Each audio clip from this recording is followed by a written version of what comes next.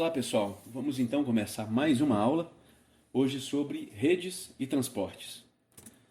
Para a gente começar, é importante delimitar o tema dentro do espaço geográfico.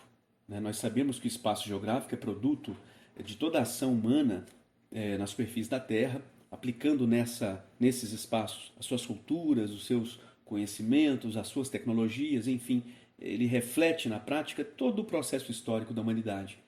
E esse espaço geográfico ele é construído e articulado a partir de redes. Essas redes geográficas, correspondem a conjunto de pontos fixos interligados por meio dos fluxos.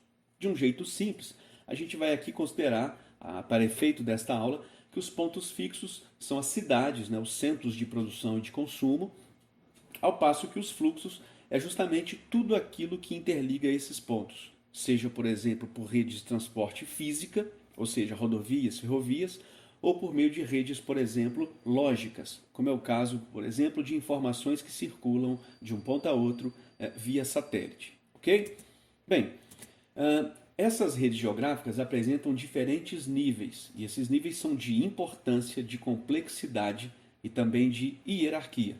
Naturalmente, que esses níveis de importância são dados a partir do volume de capitais, do volume de pessoas, do volume de mercadorias que circulam, de informações, enfim, que circulam por entre esses pontos. Reparem no mapa, uma representação dessa hierarquia, dessa complexidade da importância desses pontos no mundo, de tal modo que o norte do planeta se apresenta bastante mais denso do que as porções mais ao sul. Além disso, as redes geográficas são de diferentes tipos, são diversos tipos. Como exemplo, coloquei aqui para vocês as redes digitais, as redes urbanas, também as redes ilegais, as redes de comunicação, de transporte, entre tantas outras que são possíveis de serem discutidas. Para a aula de hoje, a gente vai conversar um pouco mais sobre a questão das redes de transporte.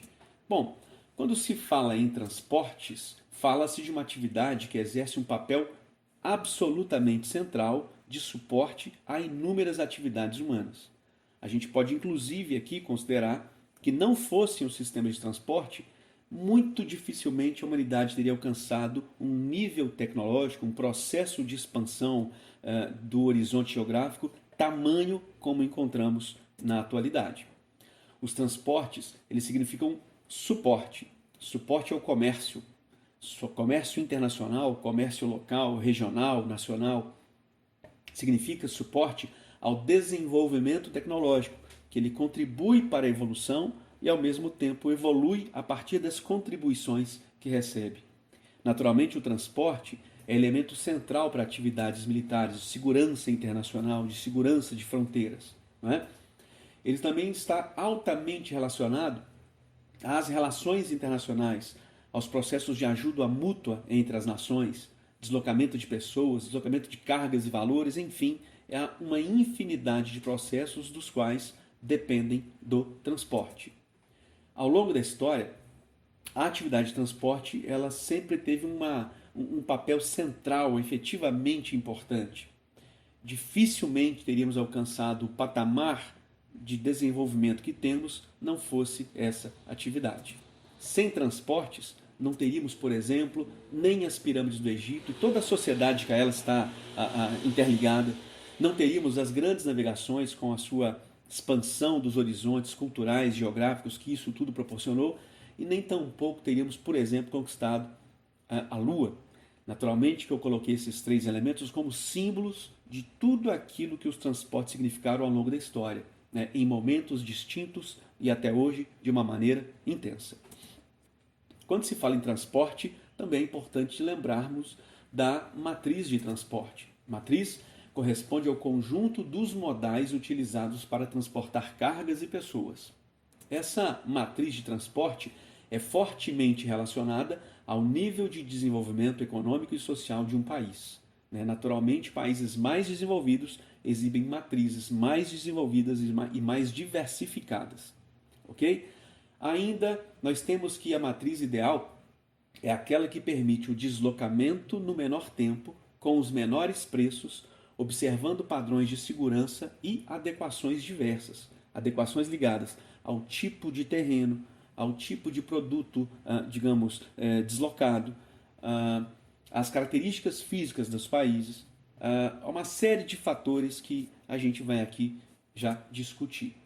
Além da matriz, nós temos os modais, ou os modelos de transporte, que se trata de conjuntos de formas de transporte pelos quais, por meio de uma logística, produtos e pessoas são deslocadas de um ponto a outro, dos fixos aos fixos, por meio dos fluxos. Bem, entre os principais modais de transporte, né, que mais estão presentes em praticamente todas as nações do planeta, nós temos, claro, o rodoviário, o transporte ferroviário e também o aeroviário. Cada um deles com suas características próprias, com as suas adequações, né, peculiares, cada um deles ligado a um tipo de produto, de mercadoria, de pessoas, de necessidades diversas, ok? Além deles, nós temos também, claro, o transporte hidroviário e o dutoviário, fortemente ligados ao deslocamento de commodities, ok?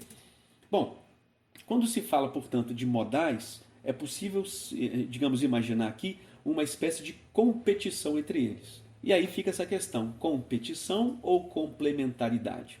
A gente pode considerar que numa estrutura inteligente, eles jamais competem e sempre se complementam. Então, os modais devem se considerar as distâncias e necessidades econômicas e sociais, os aspectos físicos do país, tipo de relevo, se há ou não, por exemplo, a presença de uma grande estrutura hidrográfica, enfim, os tipos de circulação de produtos, os tipos de produtos a serem transportados, se de maior valor agregado como os tecnológicos, ou se de menor valor agregado como as commodities, enfim. E além disso, as fontes de energia disponíveis no país para alimentar esse sistema de transporte, esses modais de transportes. Portanto, existem cargas específicas para cada modal de transporte, o que permite estabelecer uma complementaridade e não uma concorrência. No entanto, é claro que isso depende de uma estrutura que seja inteligente e impeça a concorrência, né, reafirmando a complementaridade entre esses sistemas. Ok?